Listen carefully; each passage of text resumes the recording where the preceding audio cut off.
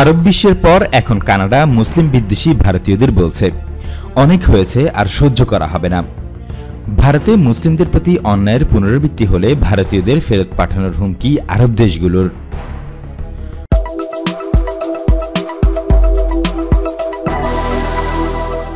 গত কয়েক বছর ধরে ভারতে কোনো ধরনের পরিণতি ছাড়াই ইসলামোফোবিয়া ও মুসলিমদের প্রতি ঘৃণা নজিরবিহীন মাত্রায় বেড়েছে। আর ভারতীয় বেশিরভাগ জিনিসের মতো এই গোঁড়ামিও আন্তর্জাতিক অঙ্গনে ছড়িয়ে পড়েছে। তবে ভারতে ক্ষমতাসীন বিজেপি এবং এমনকি নরেন্দ্র মোদী সরকারের প্রত্যক্ষ ও পরোক্ষ সমর্থন পেয়ে অবাধে চলার স্বাধীনতা পেলেও এখন উপসাগরীয় দেশগুলো এমনকি কানাডার মতো দেশেও প্রবাসী গোঁড়া ভারতীয়দের যে অবস্থা অন্যরকম হচ্ছে।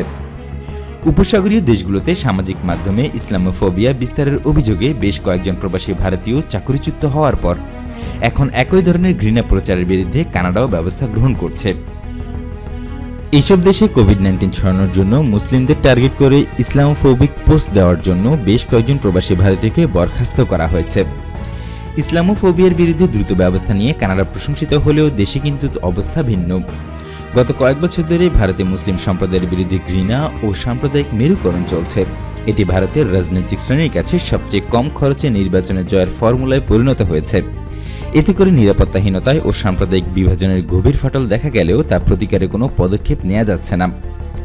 এর আগে 2014 সালের লোকসভা নির্বাচনের পর থেকে ভারতের সামাজিক মাধ্যমে মুসলিম বিদ্বেষ বাড়ছে। প্রতিটি খারাপের জন্য মুসলিমদের দায়ী করার প্রবণতা দেখা যাচ্ছে। আর দেশে যেহেতু এ ধরনের কাজ করে পার পাওয়া যায়, তবে তারা কেন বিদেশেও ওই চেষ্টা চালাবে না? কিন্তু অবস্থার এতদূর অবনতি হয়েছে যে মুসলিম প্রাধান্যপূর্ণ উপসাগরীয় দেশগুলোতে কাজ ও বসবাস করেও তারা ভয়াবহ মাত্রায় বিদ্বেষ ছড়াতে থাকে। তারা এটাকে কোনো সমস্যাই মনে করেনি, কিন্তু এবার ভারতে মুসলিমদেরকে টার্গেট করার বিরুদ্ধে আরব দেশগুলো সোচ্চার হয়েছে। আবার উপসাগরীয় দেশগুলোতে কর্মকর্তারা সমস্যায় পড়লে তার আঘাত ভারতেও লাগবে। ভারতের অর্থনীতি এখানকার অর্থের উপর নির্ভরশীল। ভারতের মোট প্রবাসী আয়ের অর্ধেকের বেশি আসে উপসাগরীয় দেশগুলো থেকে। উপসাগরীয় দেশগুলো ইসলাম বিদ্বেষী পোস্টের বিরুদ্ধে সোচ্চার হওয়ার পর কানাডাও তাতে যোগ দিয়েছে।